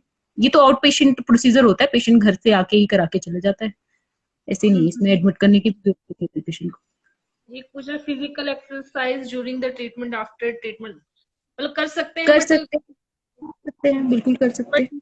ज्यादा अगर हार्ड। किसी को, हाँ, किसी को ऐसे लग रहा है कि ज्यादा मतलब मेरे को अभी वीकनेस है या ऐसे, तो थोड़ा बहुत ऐसे वॉक मामूली सा कुछ ऐसे थोड़ा बहुत कर सकते हैं, ऐसा तो कुछ नहीं है, वो तो चलो अपने स्टेटस के मुताबिक, मे बी इनिशियल ट्रीटमेंट के दौरान पेशेंट इतना वो ना हो करने के लिए इतने, या उसको वीकनेस ज्यादा महसूस हो रही है, तो थोड़ा बहुत कुछ हल्की फुल्की वॉक कर ली या कुछ वैसे से। अगर जो पेशेंट थोड़े ठीक हो गए हैं, थोड़े उनके सिम्टम्स सारे रिग्रेस हो गए, वो जो भी करना चाहे वो भी कर सकते हैं, कोई जिमिंग करना चाहता है, लाइट वर्कआउट करना चाहता है वो कर सकता है, कोई साइकिलिंग करना चाहता है वो सब कर सकता है, ऐसा तो और एक क्वेश्चन कोई आया इसमें कि दी आफ्टर ट्रीटमेंट कितने मंथ बाद हम शादी कर सकते हैं? शादी का तो इसमें कोई वो नहीं है, पर ये है कि इनिशियली जब इन्फेक्शियस फेज है ना, दूसरा एक इसमें ये है कि जो भी इसमें चाइल्ड बियरिंग एज में है गर्ल्स या जो मैरिड फीमेल, उनको हम जो बेसिकली एडवाइस करते हैं कि इस दौरान एटलीस्ट कंसीव ना करें, कंसीव ना करें, क्योंकि इसमें जो भी ये ड्रग्स हैं, बिडाकुलिन, जो भी अपनी बहुत सारी इसमें जो न्यूअर ड्रग्स हैं, बिडाकुलिन ज्यादा होगी, ये न्यू ड्रग है, बाकी तो चलो ओल्ड ड्रग्स थी, इनकी जो है कोई खास ट्रायल्स नहीं हुए अभी प्रेग्नेंट लेडीज के ऊपर, फिर हम बता पाए कि आपके बच्चे के ऊपर इसका क्या रिस्क रहेगा, ये नहीं हम बता सकते, तो हम वैसे एडवाइस करते हैं कि आप ना ही करें कंसीव, तो ज्यादा बेटर रहेगा, कॉन्ट्रासेप्टिव मेथड्स यूज करें कुछ, वो ठीक रहेगा इस दौरान, क्योंकि अगर अब जिनका कंसीव हो ही जाता है, या जो उनको भी हम ऑप्शन देते हैं, अगर लेस देन 20 वीक है तो आप एमटीपी कर सकते हैं, वो फिर हम उस पे बेसिस पे लीगलाइज कर सकते हैं उसको कि ये नहीं एडवाइजेबल नहीं है, पर कुछ जो नहीं चाहते कि हमने कैरी ऑन करना है, तो उन पे अभी बिडाकुलिन पे एक ट्रायल है। हेलो, हाँ, साउथ अफ्रीका में जो एक ट्रायल हुआ है वो तो रिकमेंड कर रहे हैं कि इसमें सिर्फ ये है कि हल्का सा वेट कम रहेगा बेबी का एज कम्पेयर टू मदर जो टीबी वाली नहीं है, नॉन टीबी और टीबी ट्रीटमेंट जो ले रही है उनकी कंपैरिजन में थोड़ा सा वेट कम पाया गया है बच्चे का, तो ये है इसमें, पर हम फिर भी एडवाइस करते हैं कि कंसीव ना करें एटलीस्ट इस तरह, शादी का तो तो शादी तो कोई भी कर सकते हो। आगे तो कर सकते हैं, पर यही है कि इनिशियल मैम जो कन्वर्जन रेट जब तक नहीं होता स्पुटम का, तब तक इन्फेक्शियस तो रहेगा ना। अब तुम शादी कर रहे हो, तुम्हारी लाइफ पार्टनर को खतरा तो रहेगा ट्रांसमिट होने का, तो ये सब रहेगा। तो नहीं है, एडवाइजेबल नहीं है। एटलीस्ट 18 to 20 मंथ, 2 इयर्स के लिए आपको कंसीव, जब तक आपका ट्रीटमेंट नहीं पूरा होता तब तक एडवाइजेबल नहीं है। टेनामाइसिन कितने मंथ बाद ईयर प्रॉब्लम कर सकता है? नहीं, ये नहीं बोल सकते मैम। ये कई कई पेशेंट्स को 1 मंथ के बाद भी आ जा रही है, कुछ लोगों को 4 मंथ के बाद, 3rd मंथ के बाद। ये ऐसे स्पेसिफिकली नहीं बोल सकते। किसी को एडवर्स इवेंट लेट आता है, किसी को जल्दी आता है, किसी को आता ही नहीं। तो ये तो इंडिविजुअल टू इंडिविजुअल वेरी करता है, ये ऐसे नहीं बोल सकते। पर ये है कि प्रोलॉन्ग्ड यूज के बाद हो जाता है। इनिशियली जब भी पेशेंट का इस तरह के आते हैं ना साइड इफेक्ट, उसमें ये कर सकते हैं इनिशियली कई बार डोज हम कम कर सकते हैं। जैसे डोज, उसको थोड़ा सा डोज घटा सकते हैं, या थ्राइस वीकली कर सकते हैं, उसका डोज ऑल्टरनेट कर सकते हैं, हम हफ्ते में 3 दिन कर सकते हैं, वो सब करके देख सकते हैं। अगर उनसे भी नहीं आता तब तो फिर हमें विड्रॉ कर लेना चाहिए इसको। पर ये बोलना कि किसी को 10 दिन में आ जाएगा, किसी को 15 दिन में आ जाएगा इनिशियल फर्स्ट मंथ में, ये तो मुश्किल है, क्योंकि ये तो इंडिविजुअल टू इंडिविजुअल वेरी करता है। एक क्वेश्चन ये था कि एक पेशेंट मतलब ट्रीटमेंट खत्म हो गया उनका, लेकिन मॉर्निंग में उनको ना पर्पलिश कलर का कफ आ रहा है, तो उसका क्या रीजन हो सकता है? ये मैम जो मैं बता रही थी, ट्रीटमेंट खत्म हो गया है पर फिर भी पेशेंट्स को कुछ पोस्ट टीबी सिकुले रह जाते हैं, जो पेशेंट के जो अंदर लंग्स में है परमानेंट कुछ डायलिटेशन हो जाती है एयरवेज की। ठीक है, तो उसमें ब्रोंकिक्टेसिस भी हो सकती है। इनको बोलो कि अगर वैसे ही रह रहा है, स्पूटम इनको आ ही रहा है, तो एक अपनी स्पूटम का कल्चर कराएं। वो मैं इसके लिए नहीं बोल रही कि टीबी के लिए कराएं, कल्चर कराएं, ग्राम स्टेन कराएं, और एक सीटी भी, वो पहले एक्सरे करा ले, उसके बाद हम में भी इनको ब्रोंकिक्टेसिस कुछ ऐसा डेवलप हो गया हो। ओवर द इयर्स बहुत सारे पेशेंट्स में जो है वो पोस्ट टीबी सिक्वेले रहते हैं, उनमें फंगल इन्फेक्शन भी हो जाती है, जो कैविटीज अंदर बन जाती है।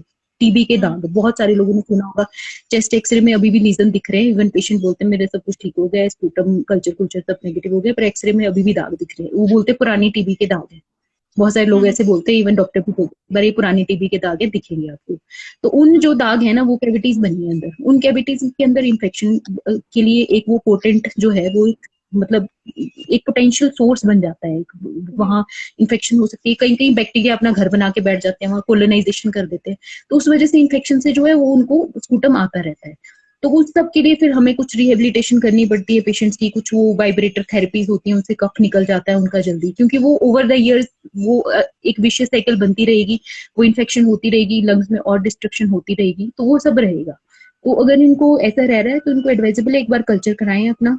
ठीक है, और अगर ऐसे कुछ फीवर ऐसे एक्टिव सिम्टम आ रहे हैं तो स्पूटम का भी दोबारा करा सकते हैं अपना, स्पूटम ईएफपी के लिए भी करा सकते हैं, स्पूटम का कल्चर भी कराएं, और एक्सरे में कुछ अगर ठीक ठाक ऑब्वियस दिख रहा है तो सिटी स्कैन भी करा सकते हैं। तो उसमें फिर अगर ब्रोंकिक्टेसिस टाइप का कुछ है तो उसमें फिर इनको ट्रीटमेंट पे रखना पड़ेगा। कुछ कुछ हमें जो है ना इनको एहतियात बतानी पड़ेगी। एक इनको कुछ पॉस्चरल ड्रेनेज भी होती है, चेस्ट फिजियोथेरेपी भी एडवाइस करनी पड़ेगी, ताकि इनकी वो ड्रेनेज बेटर हो और वो स्पूटम इनका निकले, अच्छे से बाहर निकले, वो सब भी रखना पड़ेगा। पर उसके लिए चलो इनिशियली पहले इनको स्पूटम के कल्चर और एक बार एक्सरे भी, अगर पुराने टीबी के, और फंगल इन्फेक्शन भी इसमें कॉमन रहती है, बहुत सारे पेशेंट को उन्हीं कैविटीज के ऊपर फंगल इन्फेक्शन भी बन जाती है।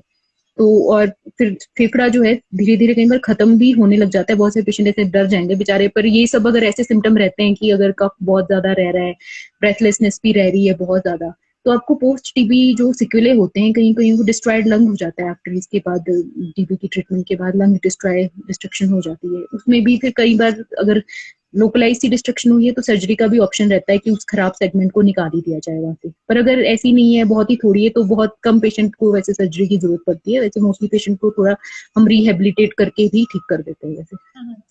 जो लिम्फ नोड वाला पेशेंट था वही पूछ रहा है आगे कि मैंने पहले ही ऑपरेशन हुआ था लिम्फ नोड का, तो फिर से करने बैक्टीरिया रिएक्टिव की चांसेस होती है क्या? ये उसका डॉक्टर सजेस्ट कर रहे हैं ना, उसको बायोप्सी कर रहे हैं सजेस्ट अब, तो कुछ ये हाँ, पूछ रहे मतलब वो बोल रहे हैं से बायोप्सी करने से नहीं, ऐसा तो नहीं होगा। बायोप्सी करने से और एक्टिवेशन तो नहीं होती, ऐसा तो कोई वो नहीं।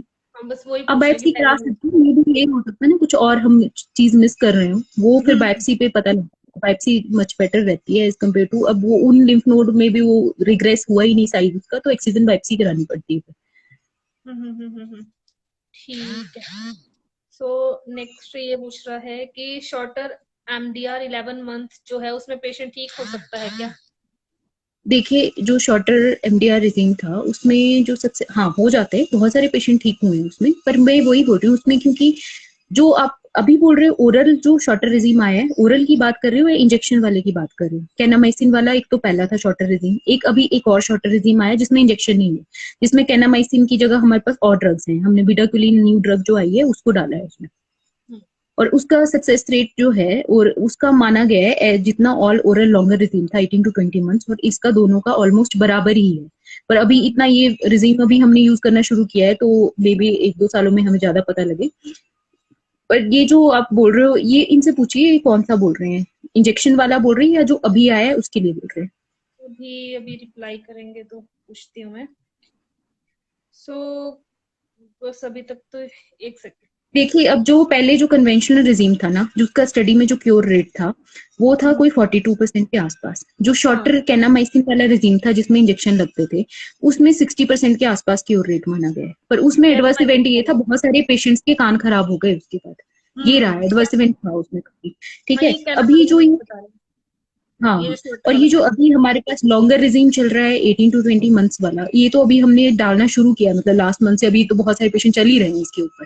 पर इसका इससे तो बेटर ही है, अराउंड 75% के पास जो स्टडीज हुई है, 1-2 ट्रायल हुए हैं उसमें मन है। और ये जो मैं बोल रही हूँ नया रिजीम आ रहा है, बीपाल रिजीम, बीटाक्विलिन प्रिटोमिनेट लिनोजुलिन वेस्ट, ये अभी इंडिया में स्टार्ट नहीं हुआ है, पर डब्ल्यूएचओ ने इसको अप्रूव कर दिया है, क्योंकि इसकी दवाइयां भी काफी महंगी है। आप मानोगे नहीं, सिर्फ बीटाक्विलिन ही, आप बीटाक्विलिन की कॉस्ट किसी को पता हो, it's around 13 lakh rupees. Government को 13 लाख रुपीज कॉस्ट करती है बिडाक्विलिन का एक डब्बा जो पेशेंट को मिलता है। तो बीपैल रिजीम का भी काफी, क्योंकि इसमें बिडाक्विलिन भी है, साथ में जो न्यू ड्रग है ये प्रिटोमेनेट ये भी है, और लिनेचुलेट तो चलो पहले से ही थी। तो इससे फिर इसमें बोल रहे हैं कि 90% का क्योर रेट है। तो होपफुली ये इधर इंडियन पॉपुलेशन में भी इतना ही हो तो काफी अच्छा होगा, क्योंकि ट्रीटमेंट ड्यूरेशन भी काफी शॉर्ट हो जाएगा उसके बाद। और जैसे कि कई बार होता है कि एग्जाम देने वगैरह जाना है या कहीं पे, तो मतलब थोड़ा बहुत डिले हो जाए मेडिसिन, तो कोई उसका फर्क तो नहीं है ना? वैसे तो मतलब सेम टाइम पे ही लेते हैं मोस्टली, बट इन हाँ वैसे केस। सेम टाइम पे लेनी चाहिए, पर अगर ऐसा कुछ हो जाता है तो चलो 1-2 घंटा अगर डिले हो गया, पर फिर भी मिस ना करे एटलीस्ट ना, उस दिन की तो ले ही ले ना, उसी टाइम नहीं ले पा रहे तो 1-2 घंटे के बाद ले ले, पर ऐसे तो ट्राई करेंगे। अब पर कई पेशेंट बोलते हैं कि हमें इसके बाद नोजिया वॉमिटिंग कुछ इस तरह के इफेक्ट्स रहते हैं, तो उसके लिए कुछ एडिशनल दवाइयां ले सकते हैं। जैसे किसी कोई बोलते हैं बहुत सारे कि हमें उल्टी आती है इसके बाद, या मन करता है, नोजेटिव फीलिंग होती है, तो कोई रेंटेक की टेबलेट ले सकते हैं, कोई पीपीआईज ले सकते हैं, रेंटेक ज्यादा एडवाइजेबल मानी गई है, या ये अपनी डोम्पेरिडोन कोई टेबलेट ले सकते हैं इस तरह से, जो इसके थोड़े जो है सिम्टोमेटिक रिलीफ दे देगी। फिर भी अगर ऐसा कुछ आ ही गया है कि नहीं ले सकते उस टाइम पे, तो एटलीस्ट ले लें उस दिन, चाहे 1-2 घंटा लेट हो, पर मिस ना हो, टेबलेट मिस नहीं करनी अपनी। चलो ठीक है डॉक्टर, क्वेश्चंस खत्म हो गए एंड सबने पूछ लिए अपने अपने भी क्वेश्चन। सबको कुछ थोड़ा फायदा हुआ होगा, थोड़ी थोड़ी क्वेरीज एड्रेस हुई मुझे भी होंगी। बहुत ज्यादा फायदा हुआ आपके आने से। थैंक यू सो मच, काफी डाउट्स जो है वो क्लियर हो गए। So thank you so much. Thank you so much, मुझे भी अच्छा लगा कि सबकी, क्योंकि मेरे पास यहाँ एमडीआर के पेशेंट्स आते हैं काफी, मेरा थीसिस भी इसी सब्जेक्ट में है, तो मेरे को पता है बहुत सारे पेशेंट्स का ना ये सब क्वेरी सबके माइंड में घूमती रहती है। पिगमेंटेशन वाली तो गर्ल्स को बेचारों को बहुत प्रॉब्लम होती है, बहुत सारी लड़कियां गोरी चिट्टे बाद में बोलते हैं हमारे तो यहाँ यहाँ यहाँ यहाँ पता नहीं, मतलब उनको ये लगता है कि हम सारी उम्र ही ऐसे दिखेंगे, तो ये सब तो बहुत पेशेंट्स के मन में रहते ही है डाउट। हाँ जी, हाँ जी। चलो ठीक है, थैंक यू सो चलो much. Okay Vijita, thank you so much, thank you so much, okay okay.